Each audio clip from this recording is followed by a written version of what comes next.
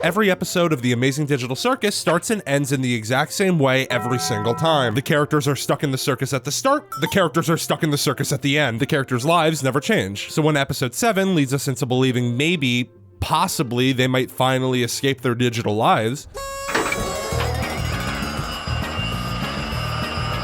we realize that it meant nothing. It makes it feel like everything that's happened so far in the series was completely pointless. But if that's the case, why do we still care so much about these characters? How did Gooseworx manage to write a show that feels pointless but doesn't feel meaningless? You see, most stories are written using some sort of narrative structure to make sure you, as an audience member, feel like you understand everything that's happening in a satisfying way. The most common of these story structures consists of a beginning, introducing the story's main problem, the middle, struggling to solve the problem, and the end, showing the problem being solved. It's like middle school English, it's not rocket science. This format works so well because when the problem is solved by the end, it feels like there was a point to all the struggles the characters went through. And you know who's really good at making us feel good with perfectly structured stories?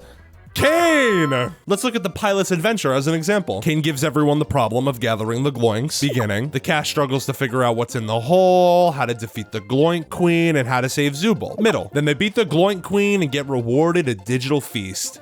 End. See? Good job, Kane. However, since you clicked on this video, you're probably aware that nice, simple, and satisfying are not the words to describe this show, and that's because Gooseworx understands the satisfying feeling that comes from seeing a problem get solved and refuses to give it to us. Let's look at the pilot again and try to apply this same sort of structure to the entire episode. The beginning clearly gives us a problem. Pomni's stuck in the circus and needs to escape using the door. In the middle shows a lot of Pomni struggling to do this. She forgets her name. She has to avoid Kaufmo. She has to choose to ditch Ragatha. She has to find the right door. She needs to, not lose her mind. But when we get to the ending of the episode, the problem is never solved. She's still stuck in the circus and she didn't escape using the door. Now, that alone isn't anything to write home about. There's 8 more episodes. You think she's gonna escape during the pilot? But it's the way she didn't escape that I want to highlight here. We learned that the door we saw at the start of the episode was never actually an exit from the circus, which means the entire struggle we watched Pomni go through to solve this problem was never leading to a larger purpose at all. So by the end of the episode, we're left with this strange feeling of dissatisfaction because unlike Kane's perfect stories, nothing has really changed from beginning to end, and there isn't greater reward to anything we've done at all. And this strange feeling continues to show up throughout the entire series so far. Was there any point in saving Gummy Goo just because Pomni struggled so hard trying to help him cope? No, because he explodes and forgets all about her. Was there any point in Gangle jumping into traffic just because she's been mentally collapsing for the past 10 minutes and there's a beautiful sequence leading into it? Nope, because she's immediately revived and stuck in the circus again. Was there any point to the entirety of episode 5?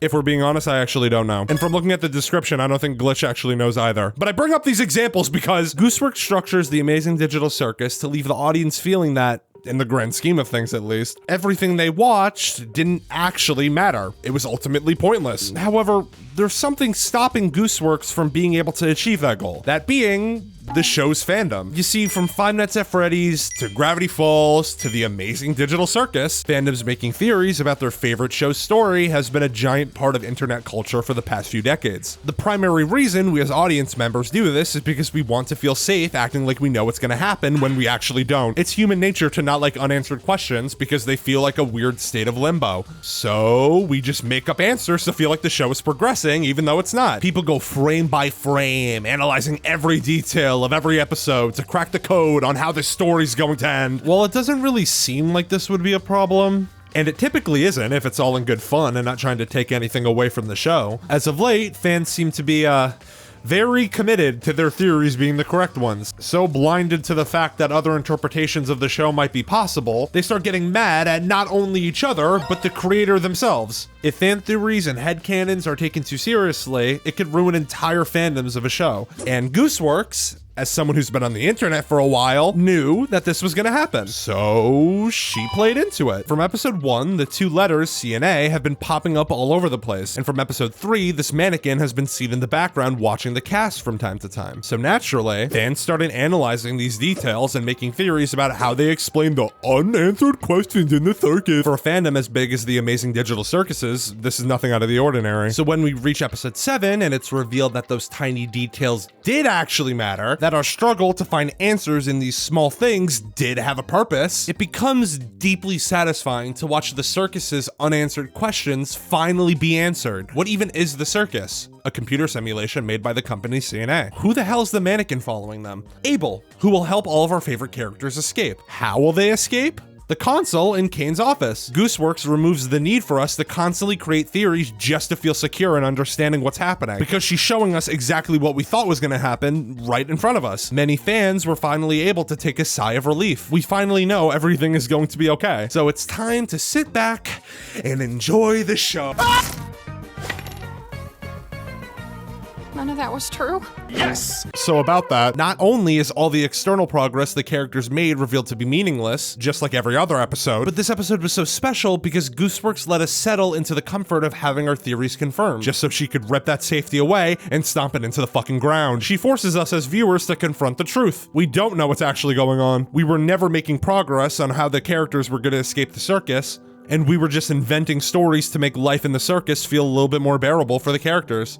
It sounds, pretty familiar, doesn't it? But why? Why would Gooseworx go through so much effort to make sure we as viewers know the characters' lives in the circus are never going to change? Well, by writing a show convincing your viewers that there isn't any external change, you force them to find internal meaning. Was it externally pointless for Pomni to bring Gummy Goo back to the circus? Yeah, but the struggle gave Pomni a new sense of confidence in herself and made her feel more comfortable making friends. Was it externally pointless for Gangle to throw off her mask and run into traffic? The answer, still yes. But the struggle shows how Gangle could move forward through the series capable of being happy without her comedy mask. By being so wrapped up in theories on how the show's going to end, it's easy to ignore these smaller internal changes within the characters on how they're slowly becoming better versions of themselves.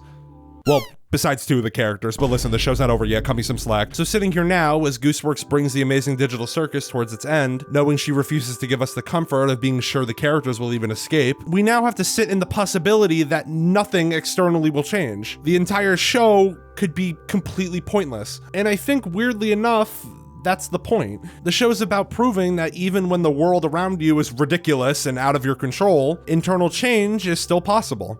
I'm at a point myself where if the final episode refuses to give us any physical change, that being nobody abstracts, they never escape, we don't find out what the circus is, it actually wouldn't ruin the show at all for me. It would only strengthen it. Because even if you never see the world around you change for the better, that doesn't mean you can't live a happy life in it and become a better person. And just because you can't externally see that change, and it might make you wonder if it's all fake. It always was real. Everything we felt, everything we've done, everything we are. It'll never leave us. And I wouldn't have it any other way.